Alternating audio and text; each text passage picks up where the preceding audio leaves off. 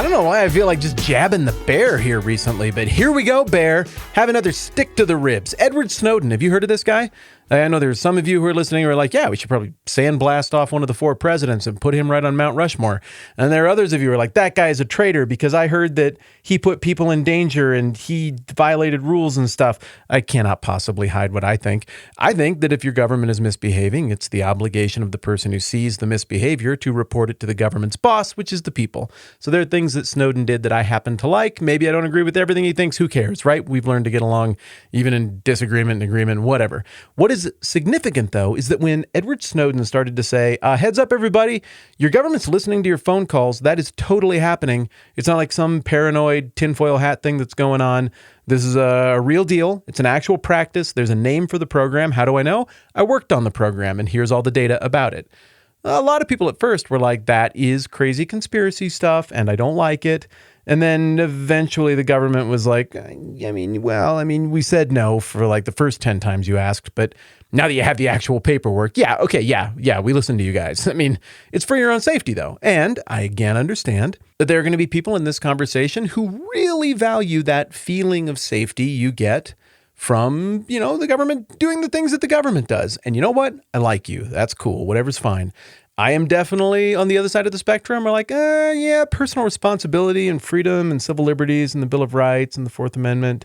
I think that stuff's really important. And I actually feel a little bit less security when the government tends to break its own rules and break the contract we have with the government in the name of keeping us safe. Again, you can think whatever you want, and guess what? There's going to be a likewise in just a minute. But in addition to some of the warnings that came about how this fundamentally alters the relationship between people and government when you have a surveillance state, there were other people who were just talking about how this fundamentally changes the relationship between people and other people, and frankly, between people and themselves, between people and their own ideas.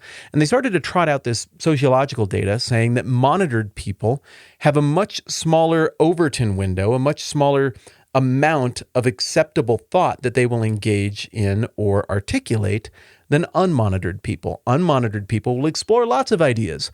They'll even game out ideas that they'll ultimately reject, but that are kind of scary and weird. And ultimately, you pick which kind of society I guess you want to live in. And what I found, and I'm wondering if you found this too, is that is completely the real deal. And maybe some of you haven't changed your habits at all, but I know for me and all of my friends who I think are very sane people, we get to wrestling through an idea on the phone or thinking things through with an always-on microphone sitting right next to us on our cellular device.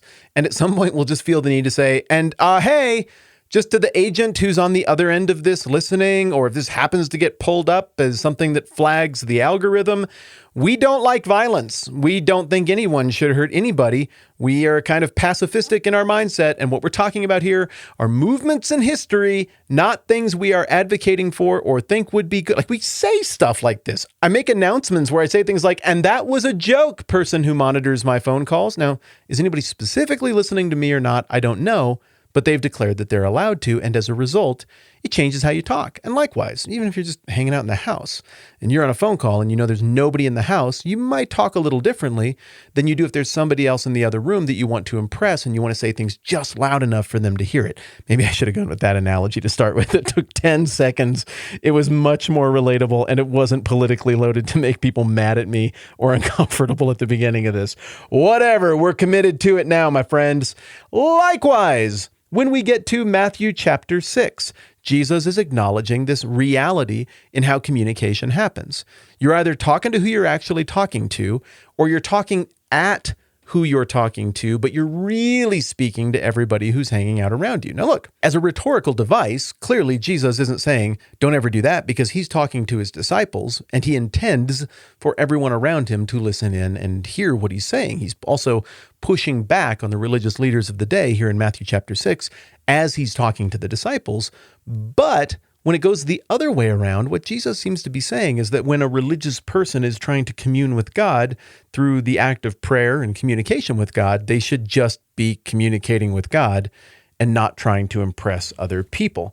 And so continuing this thought that started in Matthew 6:1 about God wanting your heart and what it looks like to have kingdom values that you bring with you to your spiritual disciplines like prayer and giving stuff, he says this, verse 5, and when you pray, don't be like the hypocrites again, catch that?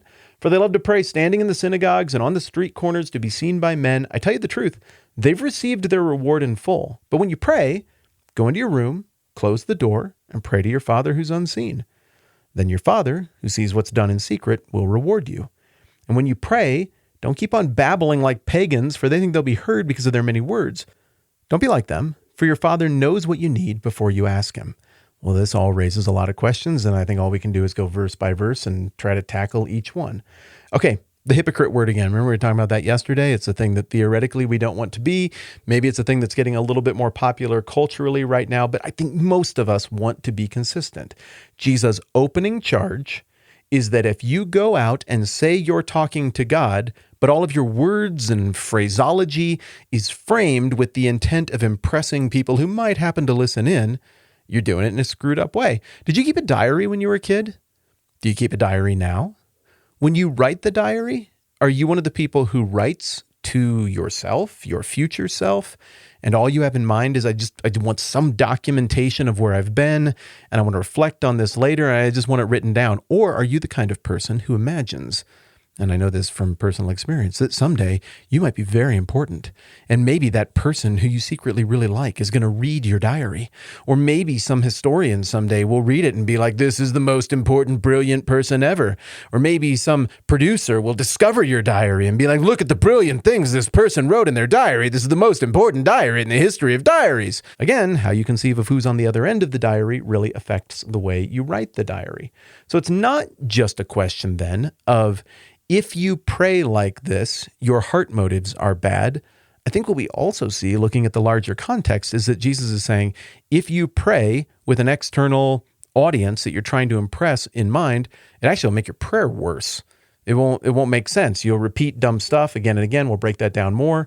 And your prayer won't actually reflect the most basic, fundamental aspects of your position before the king, which we'll break down maybe next time around or the time after that. So it's hypocritical to stand in front of people and say you're talking to God when in fact you're trying to impress other people. I tell you the truth, they've received their reward in full. Okay, just like the previous passage, if you're giving all of your money and you're doing your acts of righteousness in front of people, well, guess what? They're going to be impressed. If that's what you're trying to achieve, you are clever enough socially to achieve that. And all those sophisticated people are going to be terribly, terribly impressed. But that's it. If that's the reward you pursue, that's the only reward you get. So then Jesus gives a counterexample. But when you pray, go into your room, close the door, and pray to your Father who's unseen. Then your Father who sees what is done in secret will reward you. Okay. Well, that sounds a whole lot like what we just saw in the previous one. When you give, don't let the one hand know what the other hand is doing. Give like you're in Ocean's 11 and you're trying to sneak money instead of out of the casino and into your pocket, out of your pocket and into the hands of a person who needs it more, or the church or whatever. And also here, sneak away and pray. Why?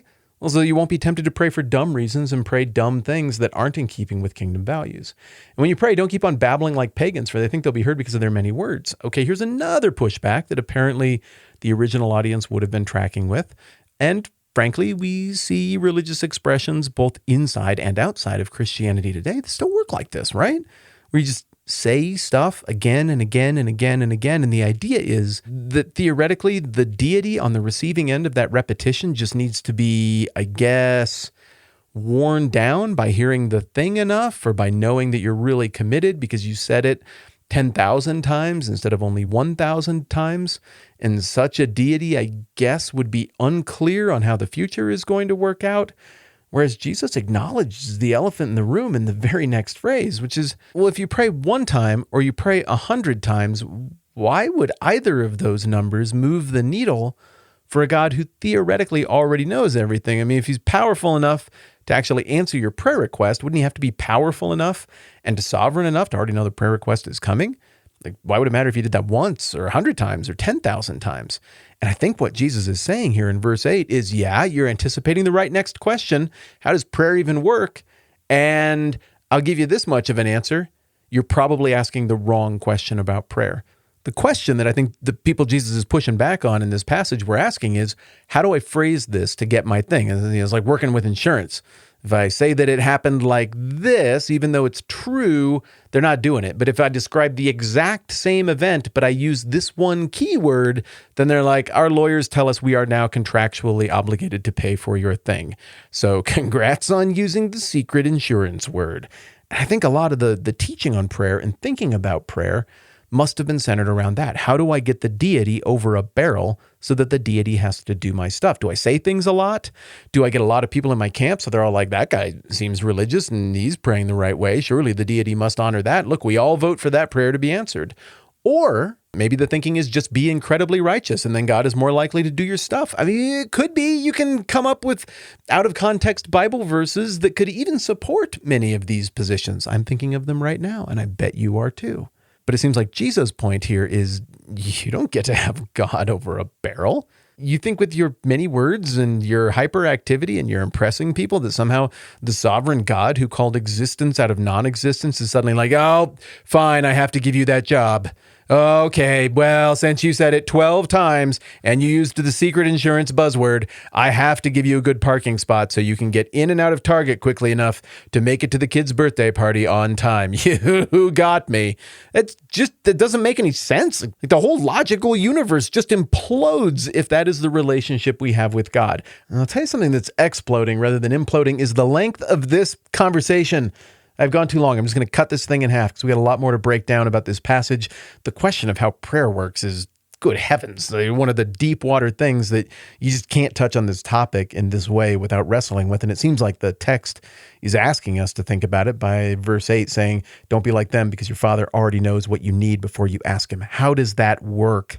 Let's try and game that out tomorrow. Some of you have made the decision in your brains to use your computers to go to the internet, to go to patreon.com/the TMBH podcast and support this program. Thank you for doing that. All goofing around aside. Seriously, thank you. It's a complete game changer for my family and I, and it really does make all of this go. So you're awesome. And also, as always, if you are part of the vast majority of this audience who doesn't do things like that or who doesn't support this program, I super like you, and that is completely fine. You are under no compulsion to do anything like that. You can be here forever for free because it's meant to be free. Grateful if you're able to help out. Grateful if you're not. Grateful that you're here. Grateful that you're up for letting me just shoot straight as best as I can and think it through in a way that hopefully feels honest to me and maybe to you too. All right. Big question tomorrow on the whole prayer thing. And what does it mean if God already knows that in advance? A Matt, this is a 10-Minute Bible Hour podcast. Let's do it again soon.